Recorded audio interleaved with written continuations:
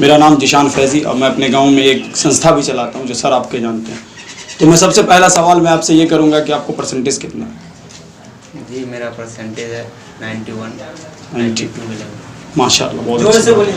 डरना नहीं है एकदम, जो भी सवाल होगा वो आप लोगों के बीच का ही सवाल होगा। ये हर किसी को पहले मैं बता दूँ, बहुत नॉर्मल सवाल मैं करूँगा। पहला सवाल, आपने माशाल्लाह 92% लाया। आपका नाम क्या है? मोहम्मद अमजद। मोहम्मद अमजद। कहाँ से घर है आपका, किस गांव से? छर्रापट्टी पंचायत से। आपको इस कोचिंग का जगह किसने बताया?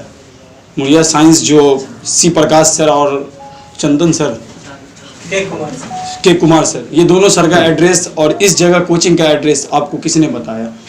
जी सर स्कूल में पहले आए हुए थे तो इसलिए हम जानते थे सर को। अच्छा, कि अच्छा पढ़ाते हैं? जी, और लड़के से पूछे नंबर से। अच्छा, तो वो बताया कि सही है सर। अब आप ये बताइए कि आपने 10th किया, बहुत अच्छे नंबर से पास किया, आगे की आपकी क्या बुनियाद रखनी है? अब आगे सॉफ्टवेयर इंजीनियर की। बेस्ट ऑफ लक मेरी तरफ से और इस कोचिंग की तरफ से। मैं सब बच्चे से भी आपके लिए एक बार क्लैपिंग करवा दूं कि एक अच्छी सोच है अपने टीचर और अपने प्रतीक कि आगे की प्लानिंग क्या करनी है। लोग करते क्या है, सबसे बड़ी बात है आपके लिए उसके बाद कि जब लोग 10th पास कर जाते हैं उसके बाद अपना एक प्लेटफॉर्म चुनते हैं कि करना क्या है आगे। लोग 12th पास करने के बाद भी प्लेटफॉर्म नहीं चुन पाते। उस हिसाब का आपने जो अपना प्लेटफॉर्म चुना है, क्या आप इस रिज़ल्ट से, आप अपने सर से, इस कोचिंग के तमाम बच्चों से पूरी तरह से सहमत हैं पढ़ाई लिखाई के सिलसिले में? क्योंकि ये जो बुनियादी प्लेटफॉर्म एक 10th है। पहले क्या होता था, लोग क्लास 8 बोर्ड था, क्लास 5 बोर्ड था, हम लोगों के ज़माने में क्लास 10th बोर्ड है। तो बोर्ड का पेपर बोर्ड का पेपर जो है बहुत टफ भी होता है। तो आप लोगों ने जब एग्ज़ाम देने गए थे यहाँ से, तो किस तरह की तैयारी करके गए थे कि ताकि वहाँ पे कोई सा भी सवाल आए उसमें हमें हिचकना नहीं है? कैसी तैयारी कराए थे सर आप? जो भी क्वेश्चन होता था, अगर जिस पे अगर थोड़ा भी शक होता था तो हम पहले अपने टीचर से मशवरा करके क्लियर कर लेते थे, ताकि अगर बात अगर पूछ दे क्वेश्चन तो उसमें हमें किसी प्रकार की कोई दिक्कत ना हो।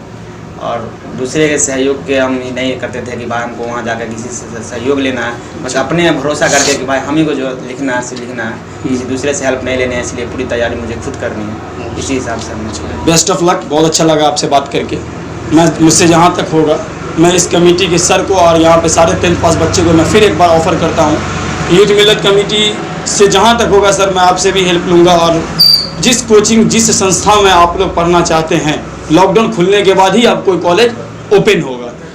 तो मैं जो है, ये पढ़ती हैं और बहुत अच्छी स्टूडेंट है, ये बात मुझे भी पता चला था।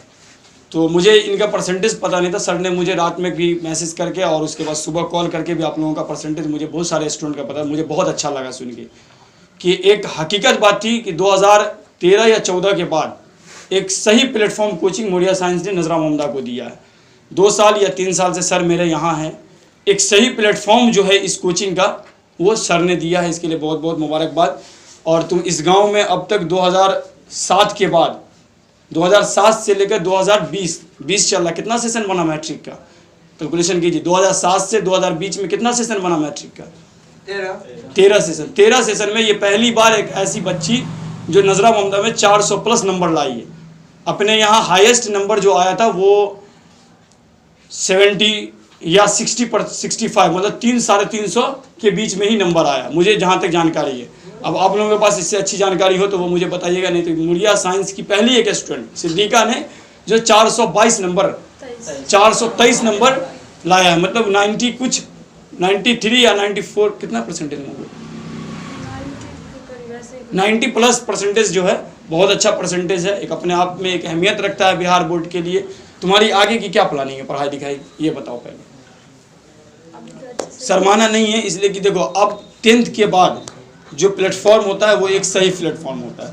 अब इंजीनियरिंग करनी है, मेडिकल करना है, 10+2 करना है, IT करना है, या फिर कोई जनरली कंपटीशन की तैयारी करनी है, क्योंकि परसेंटेज बहुत अच्छा है। किसी भी कॉलेज, किसी भी इंस्टीट्यूट के अंदर तुम्हारा आंख बंद करके एडमिशन होगा, मगर उससे पहले शर्त यह है कि आपने जिस किताब से पढ़ा है उसका नॉलेज आपके अंदर भरपूर होना चाहिए। ये नहीं कि मैंने कैसे क्या किया उससे मतलब नहीं है। अब आगे जहाँ भी आपको पढ़ना है, 10+2 करना है, जिस सब्जेक्ट से करना हो वो अपने सब्जेक्ट पे सही कमांड लेके चले।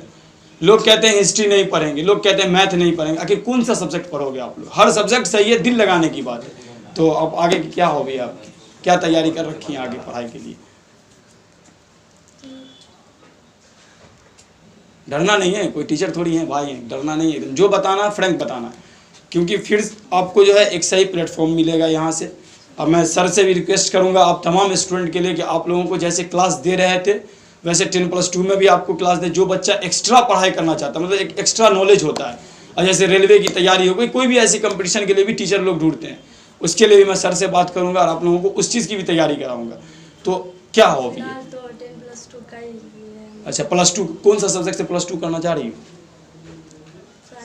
साइंस। आखिर क्या है साइंस में, अब बताओ। क्यों नहीं हम हिस्ट्री पढ़ेंगे, क्यों नहीं हम मैथ पढ़ें? जी लेकिन मतलब ज़्यादातर तो सब बोलते हैं मोहल्ले वाले कि मतलब हिस्ट्री ऑनर्स ही करनी पड़ेगी। अच्छा, उनका मतलब मानना है कि लड़की लोग के लिए ठीक होता है। क्यों, ऐसा क्यों मानना? लड़की लोग के लिए बायो भी है, लड़की के लिए मैथ भी है, साइंस भी है, फिजिक्स भी है, केमिस्ट्री भी है। लोग क्या कहते हैं उसको नहीं डिसाइड करना अपनी ज़िंदगी में, खुद क्या करना उस चीज़ को डिसाइड करना। आप जैसे देखो, लोग कहते हैं कि गांव में इंजीनियर बहुत हैं, ठीक है, 2013 या 12 बैच के बाद बहुत इंजीनियर गांव में बना, कोई सक्सेसफुल नहीं। वो बहुत ऐसा आदमी, उसमें 2-3 आदमी ऐसा है जो सक्सेसफुल है, जो पढ़ा है वो सक्सेसफुल है। तो हमको ये सोचना है कि जिस सब्जेक्ट पे हम पढ़ रहे हैं उस सब्जेक्ट को आगे तक लेके जाना, एक ज़बरदस्त कमान बनाना कि बोर्ड पे खड़े हो जाए। कोई भी बच्चा ये सवाल करता है कि सर बायो है, अब मेरा सब्जेक्ट मान लो मैं 10+2 बायो से किया हो, तो ये बात फिक्स है कि मेरा मेन सब्जेक्ट साइंस में बायो हो गया। बायो का हर चैप्टर मुझे याद होना चाहिए। बच्चे खड़े हों, sir lesson number 4 question number 3 solution होना चाहिए उसका। तो हमें एक कमांड बनाना। आनंद किशोर का नाम हर कोई सुने, जैसे आपके सर एक छोटा सा बैच चला रहे हैं, वैसे ही आनंद किशोर की कहानी थोड़ा सर सुना दें क्या? आनंद किशोर की कहानी बहुत दिलचस्प कहानी है।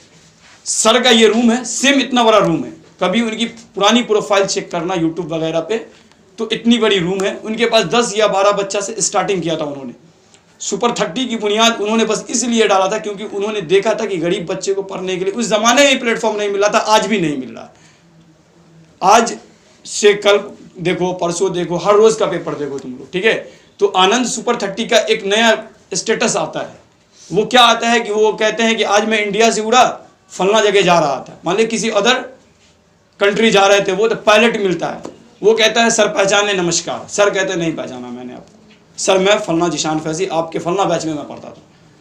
तो मुझे भी यही खुशी होगी ना कि मेरे भी सर को कोई आदमी खड़ा होकर ये कहे कि सर नमस्कार, मैं आपके स्टूडेंट हूँ, मैं मुड़िया साइंस से 2020 बैच में 10th पास किया था और आज मैं फलना जगह पर फलना मैनेजर हूँ। तो सर से ये बात हकीकत तुम लोग अपने खुद भी सोचना और सर से भी कहीं पूछना कितनी खुशी मिलती है। तो हमें वैसा काम करना जैसे मुड़िया साइंस 2 साल से 2018 से मैं कंटिन्यू गांव में इस मुड़िया साइंस को फॉलो कर रहा हूँ और सर को फॉलो कर रहा हूँ। वो ये फॉलो कर रहा हूँ कि इनकी पढ़ाई कैसी है, इस कोचिंग से कितना अच्छा रिजल्ट अब तक मेरे गांव को मिला है, ये आप भी जान रहे हो और हम लोग भी जान रहे हैं, क्योंकि रिजल्ट हर किसी के सामने होता है।